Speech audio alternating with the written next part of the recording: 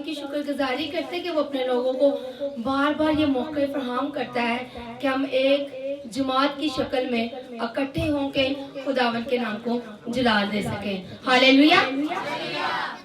میرے عزیزو جو میرا آج کا ٹاپک ہے، جیسے کہ ہم سب جانتے ہیں کہ حکمت کے اوپر سیکھ رہے ہیں، اور آج جو میرا ٹاپک ہے وہ عجیب دنائی ہے جو خدا کی ہے، اور خدا چاہتا ہے کہ اس دنائی کے ساتھ اس کے لوگ بھی معمور ہوں. ہاللیلویا. میرے عزیزو خدا نے انسان کو اپنی شکل پہ بنایا، اپنی صورت پہ بنایا. اپنی سان سے جب اس نے انسان کے اندر پھونکی تو وہ چاہتا تھا کہ لوگ، اس کے لوگ بھی جو جسے وہ بنا رہا ہے وہ بھی اس کے جیسی عقل رکھے، اس کے جیسی، ابلیس جیسی نہیں. ابلیس بہت تیز ہے، وہ عقل ضرور رکھتا ہے لیکن خدا جیسے کام نہیں کر پاتا. میرے عزیزوں میرے ساتھ نکالیے غلطیوں کی نام کھاتا ہے پالوس رسول کا. اس کی چند آیتیں ہیں، میں پڑھوں گی نہیں. ہم پڑھ چکے ہوئے ہیں، سن چکے ہیں کہ جو جسم کے لیے بوتا ہے وہ جسم کی ہلاکت کی فصل کاٹے گا، اور جو روح کے لیے بوتا ہے وہ روح کے لیے زندگی کی، حقیقی زندگی، ابدی زندگی کی فصل کو کاٹے گا. میرے عزیزو پالوس رسول بڑے ہی خوبصورت انداز میں روح کے پھل یعنی روح کے کاموں کو بیان کرتا ہے اور جسم کے کاموں کو بھی وہ بیان کرتا ہے. جسم کے کام ہے جھوٹ بولنا، دوسروں کے ساتھ نفرت رکھنی، بت پرستی، جادوگیری، جھگڑا، حسرت، جدائی، بدعتیں، نشہ بازی، ناچ رنگ. میرے عزیزو بہت سے لوگ ہوتے ہیں جو یہ ان میں سے ساری چیزیں تو نہیں رکھتے لیکن وہ تھوڑی سی ان میں سے اپنے اندر کوالٹی رکھتے ہیں. وہ دیکھا دیکھی، اگر کہیں شادی ہے تو وہ ڈانس کرنا شروع کر دیتے ہیں. جب خدا کا کلام ہمیں منع کر رہا ہے تو ہم نے اس چیز سے منع ہی رہنا ہے. وہ حسد کرنا کچھ لوگ کرنا شروع کر دیتے ہیں، کچھ لوگ ایک دوسرے سے نفرت رکھنا شروع کر دیتے ہیں، اور کچھ لوگ بت پرستی کرنا شروع کر دیتے ہیں. بت پرستی نہ صرف ان بتوں کی ہوتی ہے بلکہ اور بھی بہت سے چیزوں کی بت پرستی ہوتی ہے. جیسے ہم اپنے پیسے کی بت پرستی کرنا شروع کر دیتے ہیں، اپنے اولاد کی. ہم اب خدا سے زیادہ جس چیز کو زیادہ امپورٹنٹ ویلو یا اس کی ویلیو کو ہم سمجھیں گے وہ بت پرستی کے زمرے میں آ جاتی ہے. میرے عزیزو پالوس رسول روح کے پھلوں کے بارے میں بھی بڑے خوبصورت انداز میں فرماتے ہیں، بیان کرتے ہیں کہ روح کے پھل کیا ہے.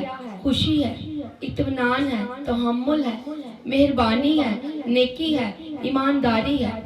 میرے عزیزو جب ہمارے اندر روح کے پھل ہوں گے تو جب ہم روح کا درخت بنے ہوں گے تو ہمارے اندر روح کے پھل بھی نظر آنے چاہیے. ہم ایک دوسرے سے محبت کرتے ہوئے نظر آئیں، ایک دوسرے کے ساتھ پیار، محبت اور خدا کی باتیں کرتے ہوئے نظر آئیں. کیونکہ پالوس رسول فرماتے ہیں کہ جب ہم نیک کام کرنے میں کبھی ہمت نہ ہارے، اور اگر ہم بے دل نہ ہوں گے تو عین وقت پہ کاٹیں گے. یعنی جب ہم اطمینان سے، تسلی سے بڑے ہوں گے. بے دل کا مطلب ہوتا ہے کہ آپ خداوند کی حضوری میں کچھ کام کر رہے ہیں یا کسی کے ساتھ آپ اچھا سلوک کرتے جا رہے ہیں لیکن اس اچھے سلوک کے عوض آپ کو وہاں سے بری ہی چیز مل رہی ہے، بری ہی باتیں سننے میں مل رہی ہے. آپ نے بے دل نہیں ہونا. آپ نے کہنا میں جو بھی کرتا ہوں میں اپنے خدا کے لیے کرتا ہوں. انسانوں کو خوش کرنا بہت مشکل کام ہے، خدا کو خوش کرنا بہت ہی آسان کام ہے. آپ سچے دل سے، روح سے، سچائی کے ساتھ اس کی حضوری میں جھک کے اس کی حضوری میں معافی مانگ لے، توبہ کر لے تو وہ آپ کو قبول فرما لیتا ہے.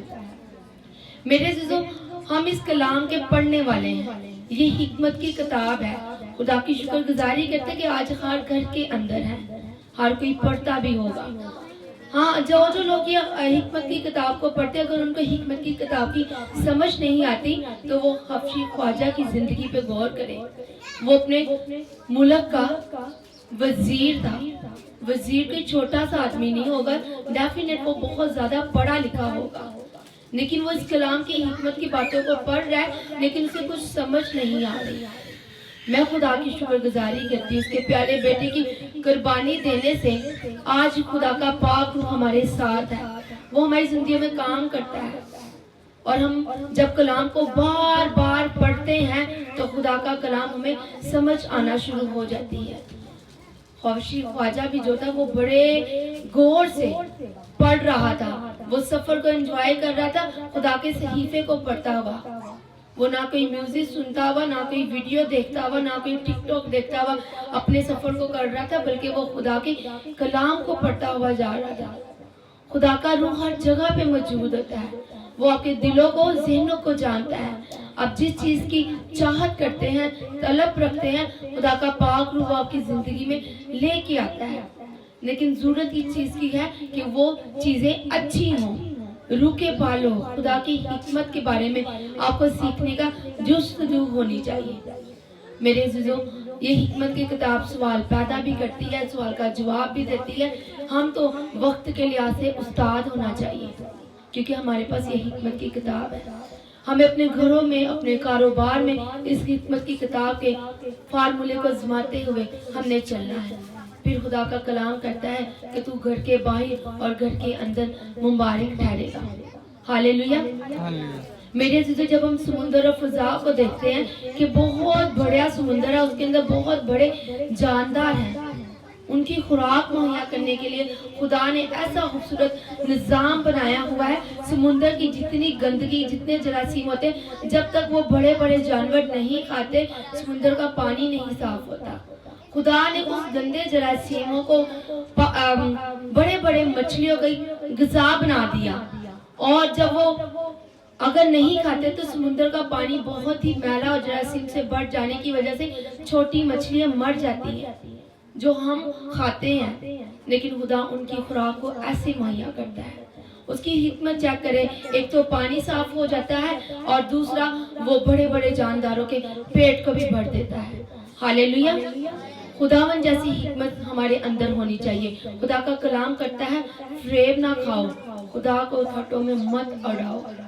یعنی جب خدا کا کلام آپ کو جس چیز کے لیے حکم کرتا ہے, آپ اس چیز کو مانیں اور فریب نہ کھائیں, جس طرح آدم اور حوا نے باغ عدن میں کھایا تھا. میرے عزیزو, خدا اپنے لوگوں سے محبت رکھتا ہے, اور وہ چاہتا ہے کہ باغ عدن کی طرح اس کے لوگ بھی آج فریب نہ کھائیں, بلکہ وہ حکمت اور دانائی سے مامور ہو جائے. روحوں کو پرکھنے کا ہمارے اندر خوبصورت عقل ہونی چاہیے. خدا کی عبادت کرنے کے لیے, ورشپ کرنے کے لیے ہمارے اندر عقل ہونی چاہیے, کیونکہ خدا کا کلام کرتا ہے کہ خدا ان لوگوں کو پسند کرتا ہے جو روح اور سچائی اور عقل کے ساتھ خداوند کی حضوری میں عبادت کرتے ہیں. ہاللیلویا. تو آج کی اس خوبصورت چھوٹی سی تھاٹ کے لیے خداوند آپ کو اور مجھے بڑی برکت ہے. اپنے نام و جلال کے لیے کیسے استعمال کریں.